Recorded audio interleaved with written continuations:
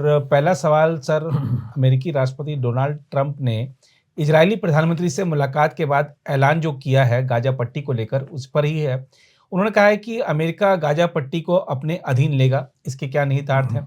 और साथ में ही एक खबर और आई जिसने पूरी दुनिया को हिला रखा है कि ट्रंप ने यूएनएचआरसी से अमेरिका को अलग कर दिया, जिससे अब फिलिस्तीनियों को राहत राशि नहीं मिल पाएगी। इससे वहां पर क्या असर पड़ेगा सर? बिल्कुल नीरज जी, देखिए हमने पहले भी कहा था जब संधि हुई थी इनके बीच में, जो बाइडेन जाने से एक दिन पहले जी संधि करा के गए थे जी इजराइल और हमास के बीच में, जी तब भी यही था कि चलेगी कितनी है जी और कौन मॉनिटर करेगा, और वही हो रहा था। देखिए इजराइल अभी भी वेस्ट बैंक और गाजा में अपने ऑपरेशन चल रहा है। वो कह रहा है कि हम जो टेररिस्ट हैं उनके खिलाफ कर रहे हैं जी, जनता के खिलाफ, बाकियों के खिलाफ नहीं कर रहे हैं जी।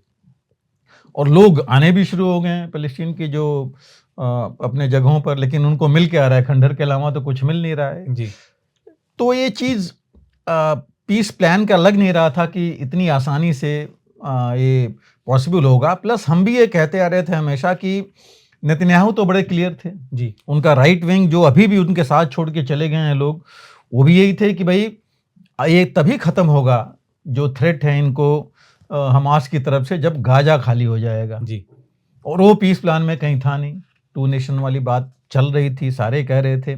अब ट्रंप ने आकर के बात ही बिल्कुल अलग कर दी है जी, और देखिए पहले थे, मतलब सबसे पहले हेड ऑफ स्टेट हैं नेतन्याहू, जिनको कि ट्रंप ने बुलाया और इन्होंने मीटिंग की वहाँ पर। जी, और उन्होंने, ट्रंप ने ही कहा कि जितने फिलिस्तीनियंस हैं ऑलरेडी इनमें से मैक्सिमम तो बाहर हो चुके हैं जी, गाजा से। गाजा बिल्कुल खंडहर बन गया है, उनकी ज़िंदगी पूरी बिल्कुल एक तरह से नर्क की ज़िंदगी है, वहाँ आने से कोई फ़ायदा नहीं है, तो ये बाहर रहें, अरब स्टेट्स में रहें। जी।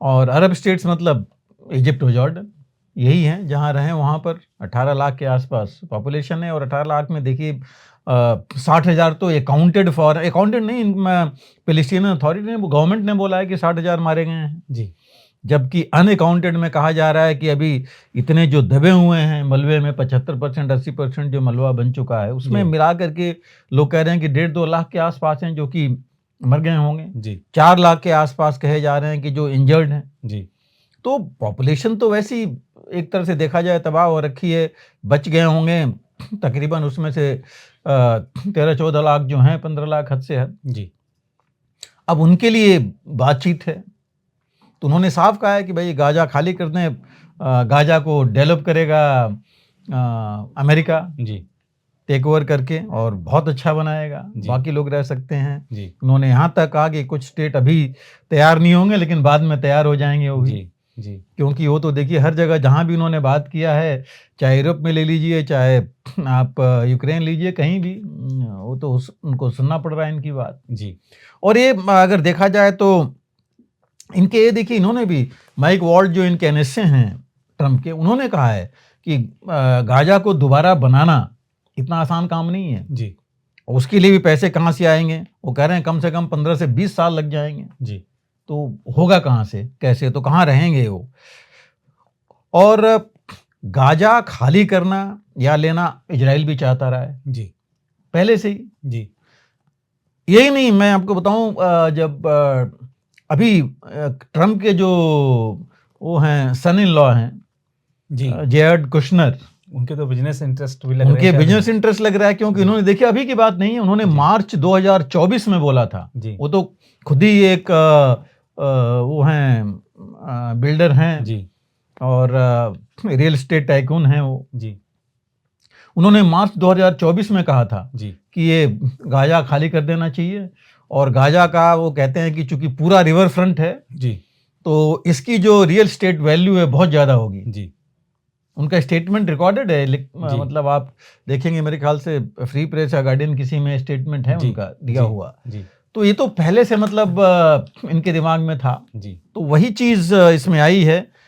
और इसका विरोध देखिए अभी तो किसने, यूएई ने या बाकियों ने किया है, 2-4 देशों ने, जर्मनी में ही किया है, यूके ने भी बोला है, क्योंकि इससे पहले सारे 2 नेशन थ्योरी लेके चल रहे थे जी, कि पैलेस्टीन और इजराइल कोई एग्जिस्ट करेंगे। जी, अब एक भाई के सडनली आके ट्रम्प क्या हुआ कि नहीं, ये तो जी। होगा ही नहीं, जी। तो मुश्किल तो यही है। कनाडा भी नहीं बोला है, जी। कनाडा, यूरोपियन यूनियन सारे इसमें हैं। जी। तो क्योंकि वो सारे फेवर में थे और कंफर्म भी किया था जी। कि पैलेस्टीन स्टेट होगा, जी। स्टेट रहेगा। और लेकिन अभी भी इसमें एक सवाल और है सर कि अगर मान लीजिए ट्रंप वहाँ पर अपनी सेनाएं भेजते हैं तो क्या अरब वर्ल्ड और हमास में इतनी ताकत है कि रोक पाए? नहीं, देखिए रोक तो नहीं पाएंगे, जी। रोक तो नहीं पाएंगे। और हम आगे देखेंगे अभी जी। कि ट्रंप अमेरिका की बात कर रहे हैं और अमेरिका का इंटरेस्ट क्या है। जी। इंटरेस्ट है और अमेरिका का फायदा काफी है वहाँ, जी।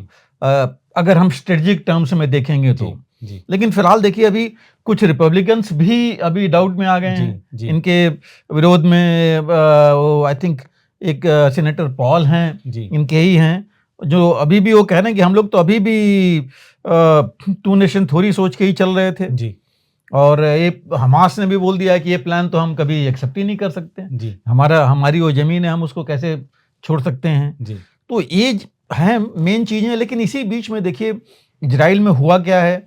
नेतन्याहू ने कि अभी टोटल जो है 33 इनकी बात हुई थी हॉस्टेजेस की, बिकॉज नेतन्याहू का पूरा गेम प्लान है हॉस्टेजेस आ जाएं। जी। और हमास भी चाहे तो उसको लग रहा है कि जितने हमारे आदमी छूट जाएंगे वो तो हमारी स्ट्रेंथ में आएंगे। जी। तो ऑलरेडी उन्होंने देखिए अभी ज़्यादा नहीं है, लेकिन 2023 में जब बात हुई थी तो 105 मेरे ख्याल से उस समय छोड़े गए थे। जी। उसके बाद करीब 33 और अभी 8 छोड़े गए हैं। तो कुल मिलाकर के 145 के आसपास 250 में से छोड़े गए हैं। कहा यह जा रहा है कि 30-35 का तो पता नहीं है। जी। 3-4 की बॉडी अभी वो हैंड ओवर करेंगे। तो ऐसे देखा जाए तो कुछ जो भी हॉस्टेजेस रह गए हैं वो नेतन्याहू के लिए बहुत ज़रूरी है अपने होम स्टेट में या बाहर वो करने के लिए कि हमने सबको हॉस्टेज को छुड़ा लिया। बिकॉज सबसे पहली प्राथमिकता उनको ये थी, दूसरा हमास को ख़त्म करना और गाजा पर कि हमास का रूल नहीं, वही उनका वो था एम। जी। तो उसी पे वो चल रहे हैं, क्योंकि इन्होंने बोला था ये गाजा दोबारा कभी भी थ्रेट न दे हमको। जी। तो इसमें और इन्होंने जब जा करके उनसे बात की है ट्रंप से, ट्रंप को बोला है कि आप तो इजराइल के सबसे बड़े दोस्त, आज तक कोई ऐसा नहीं हुआ जिस तरह की आप हैं और आप कर रहे हैं। तो ये चीज़ें हैं इनको। और यही नहीं, देखिए ट्रंप ने ये भी कर दिया है कि पहले 2000 पाउंड के जो बॉम्ब थे जो क्रेटर करके और डीप जाते थे, उसको जो बाइडेन ने रोक दिया था, इजराइल को नहीं दिया था क्योंकि उससे ह्यूमन राइट्स वायलेशंस हो रहे थे। जी। उन्होंने अब ऑर्डर कर दिया है कि नहीं वो उनको दिए जाएं। तो वो चीज़ भी इनके फेवर में चली गई है। और नेतन्याहू तो अभी परसों नरसों में उन्होंने गाजा में भी, जेनिन में और वेस्ट बैंक में भी अपने ऑपरेशन जारी रखे हुए हैं। जी। लेकिन अभी जो हम बात कर रहे थे कि गाजा का स्ट्रेटेजिक इंपॉर्टेंस क्या है जी। अमेरिका के लिए। देखिए सबसे पहले तो गाजा पूरा रिवर फ्रंट मतलब सी फ्रंट है पूरा, और स्वेज कैनाल के बिल्कुल नज़दीक है। जी। तो वहाँ से स्वेज कैनाल को बिल्कुल डोमिनेट किया जा सकता है। जी। मेडिटेरेनियन रेड सी भी वहाँ से डोमिनेट हो सकता है। जी। तो ये जो है बहुत इंपॉर्टेंट है, और इतना बड़ा एरिया उस इलाके में किसी के पास नहीं है, न किसी को मिल सकता है पूरा डोमिनेट करने के लिए। जी। दूसरा वहाँ जो है तीनों कॉन्टिनेंट के लिए बहुत इंपॉर्टेंट है, चाहे आप एशिया, मिडिल ईस्ट और यूरोप, अमेरिका ले लीजिए। जी। और जो IMEC जो ऑलरेडी बात हो रखी थी G20 में, India middle east economic corridor, जी। वहाँ से अगर लिया जाए तो उसके लिए बहुत इंपॉर्टेंट है। जी। स्वेज कैनाल भी है, ये भी इंपॉर्टेंट है। जी। तो उस हिसाब से देखा जाए तो इसकी इंपॉर्टेंस जो स्ट्रेटजिक है बहुत ज़्यादा है। जी। साथ में इसमें जो सबसे बड़ा मिलिट्री बेस वहाँ बन सकता है, जो कि मिडिल ईस्ट तो डोमिनेट करेगा ही करेगा, पूरा मेडिटेरेनियन से लेकर के और इंडियन ओशन तक जा सकता है, वो डोमिनेट कर सकता है जी। वहाँ पर। एक बहुत बड़ी चीज़ उनको मिलेगी। और रियल एस्टेट की बात पहले ही होगी है, कितना बड़ा रियल एस्टेट कहीं नहीं होगा जी। जो पूरा कोस्ट के साथ हो इस तरह का। जी। तो ये कुछ चीज़ें हैं जो कि बहुत हैं, इम्पॉर्टेंट है अमेरिका के लिए। खासकर मैं जो कहूँगा स्ट्रेटजी को, वहाँ चाहे आप मिसाइल्स रखिए, चाहे वहाँ रॉकेट रखिए, या मतलब वो हर एक चीज़ वहाँ हो सकती है। प्लस उनके रिक्रिएशनल ग्राउंड हो सकते हैं, तो फ़ायदा भी होगा उनको वहाँ पर टूरिज़्म से। जो बात उन्होंने एक ये भी कही है कि सबके लिए होगा, पूरे दुनिया के लिए ओपन होगा। जी। तो ये कुछ चीज़ें हैं, स्ट्रेटजिक इम्पोर्टेंस हैं।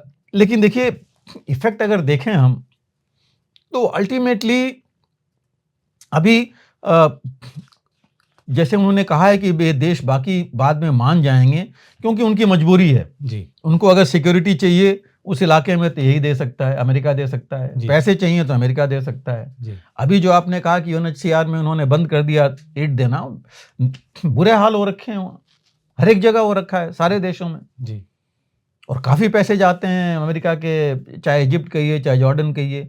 और आपको याद होगा, दर्शकों को भी पता होगा कि साइनाई पेनिनसुला पेनिनसुला या डेजर्ट है बेसिकली, जो पहले इजराइल ने कैप्चर किया था यम किपुर वॉर के बाद, लड़ाई के बाद 73 के बाद, और उसको वापस कर दिया था। जी तभी से वो तो पहले ही से कह रहे हैं कि इसमें इनको सेटल किया जाए। जी 18 लाख हैं, बहुत ज़्यादा नहीं होगा वो कर सेटल होना। तो ये चीज़ें पहले से चल रही हैं, लेकिन क्या बाकी देश जो हैं, रूस, चीन, ईरान, ये चुप बैठेंगे?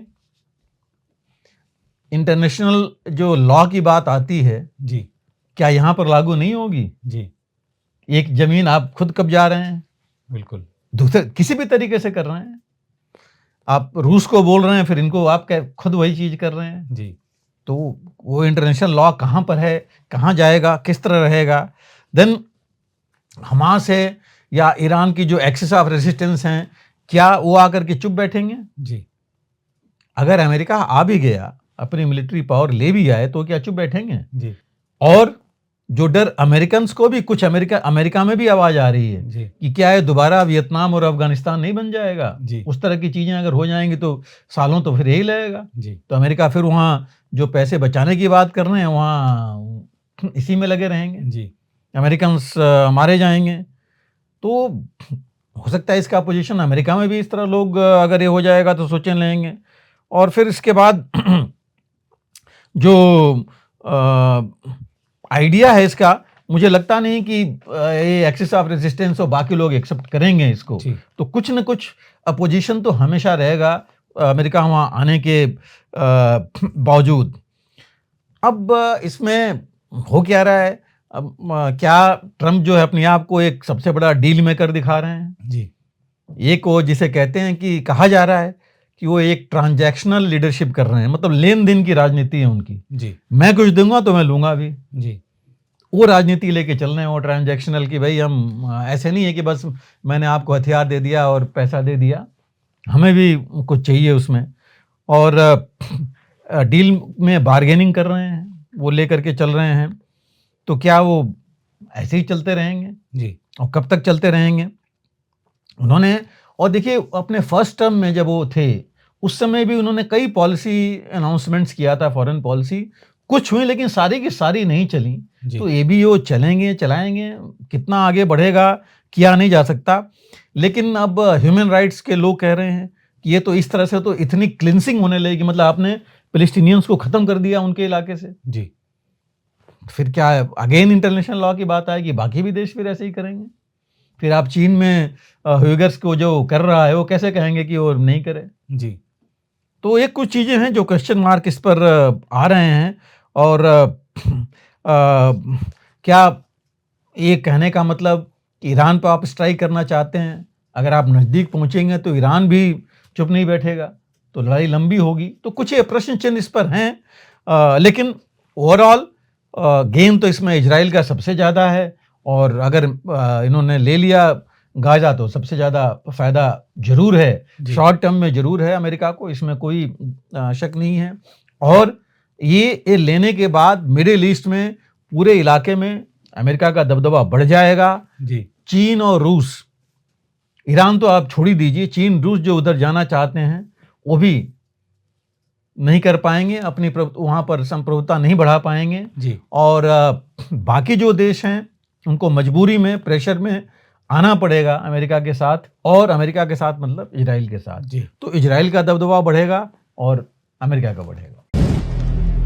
अगर आप भी लेना चाहते हैं देश दुनिया की तमाम जानकारी तो आज ही सब्सक्राइब करें हमारे चैनल को।